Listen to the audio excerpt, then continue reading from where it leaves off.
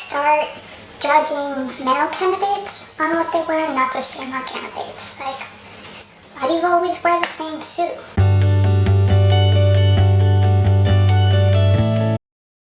According to the United Nations, as of August 2015, only 22% of all national parliamentarians were women. This is even more shocking when you look at the fact that the UN estimates that in 2015, in the US, there were more women than men. So if there are so many women, why isn't there a larger percent of representation in government? Maria Corina Machado, a former member of the Venezuelan National Assembly and opposition leader, explains why she believes that there aren't more women in her field. Politics is very exciting.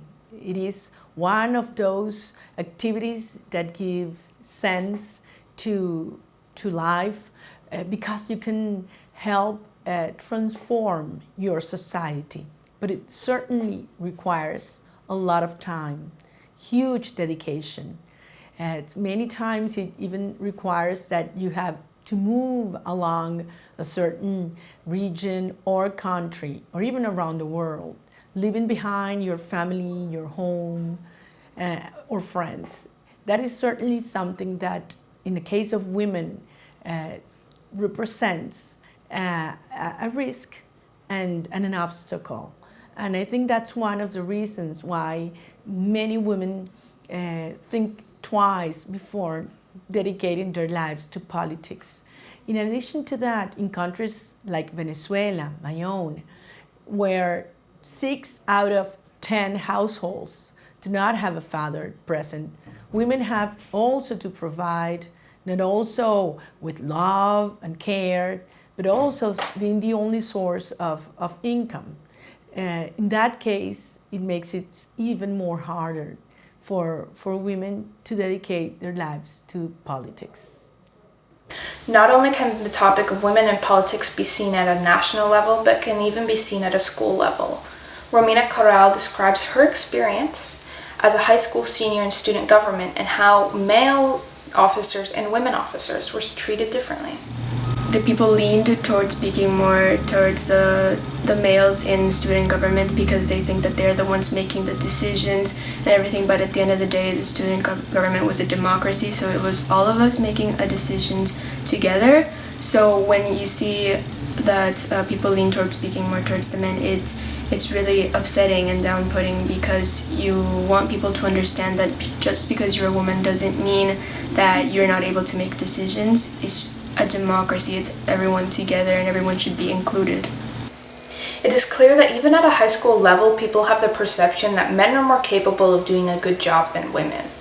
It's clear that with both being a minority and with being treated unjustly, many women choose to not go into the field of politics. Simply looking at the presidential candidates of the US, it's clear that Hillary Clinton gets endless comments about her age and her clothes, while her male counterparts barely receive any comments on their appearance. It's clear that whether or not you are affiliated with Hillary Clinton or not, that she's treated differently simply because she is a female. Although women endlessly receive different comments or different treatment because they are a woman, Maria Corina explains the importance of women remaining and joining politics. We see a world that's facing huge challenges, cultural, technological, economical, ideological. But the center of all has to do with values. And in that case, I believe women understand what's at stake today. And it has to do with our families, with keeping our families together and keeping our countries together as a huge family. I believe that women involved in politics bring both passion and reason, new ideas, and at the same time, the consciousness that it has to do with the ethical challenges of making a world better. And that's why we see around the world new leaders, women, assuming positions in which many perspectives have to come along and have to be integrated. That's one feature that I believe women around the world are called to do. Wanting more women in government isn't only about representation, but it also helps the society as a whole. Having many different backgrounds and many different people creates new and different solutions that may not have originally been thought of. In addition, it's the government's job to help the whole population, yet it's very difficult for a government to help the whole population when it doesn't represent it. Currently, many governments, although their countries have a 50-50 mix of women and men, don't even reach that. It's important that there are more women in politics to help both representation of women, but also society as a whole. Romina describes what she believes is a good way of getting more women in politics, which is starting at a young age and allowing people to truly pursue their dreams, whether or not it fits their gender or not.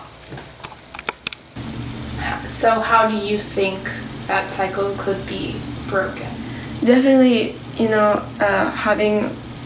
encouraging young girls to see that the sciences and the politics are all fields open to everyone. It's not a man's world, it's everyone's world, and that we should be able to have as much influence in it as men do. It is clear that to break this cycle, we must stop pushing kids to do specific jobs because of their gender and rather allow them to pursue their own dreams. Romina and Maria Corina give their advice to the young men and women. I say that you need to follow what you really want. Girls who are very straightforward and like to push forward, try the area of politics and sciences. It's not for everyone for sure, but if you like that, then continue pursuing it. Don't let anyone tell you that you shouldn't do it because you're a girl, or don't let anyone tell you to not do something in the same manner because you're a boy. Just go and do what feels right for you and what you love. To all women watching me, young and not so young, I'd like to let you know my own experience. I grew up thinking that the last thing I would dedicate my life was to politics. I thought that that would carry some kind of compromise with my values, my principles. If there's something I regret today, it's not having started my political career earlier, but it has to do precisely with service, with values, with touching lives and making a world better, specifically in your own country.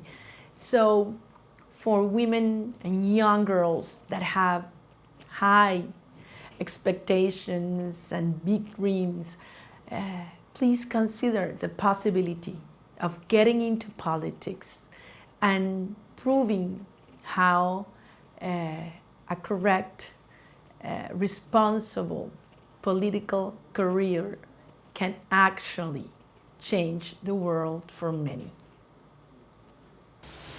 Diversity in politics brings together not only many different people, but many different solutions and ideas, different mentalities, different thought process, which at the end of the day helps, because the more ideas and the more answers to questions, the more solutions that will be done.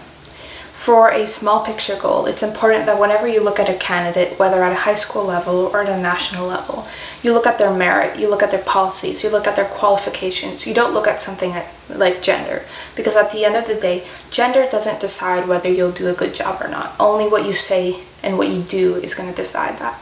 So it's important that whenever you look at someone and you look at whether they're qualified for the job, you don't look at their gender, but you look at what they say they're going to do. For a bigger picture goal, it's important to only vouch for candidates that pledge inclusion and not exclusion. At the end of the day, we're all better off including everyone and having more diversity. Pledging for candidates who vote for exclusion isn't going to help us. Rather, it's going to put us farther in a box. It's going to push us apart. Pledging for more inclusion and having more women in government and having more diversity isn't something about superiority or saying that women do a better job than men, but rather it's something for equality. Equality at the end of the day will help us out, having everyone at an equal place, having everyone doing their best job. Because if we hold back part of our population, we won't be as successful. Thank you.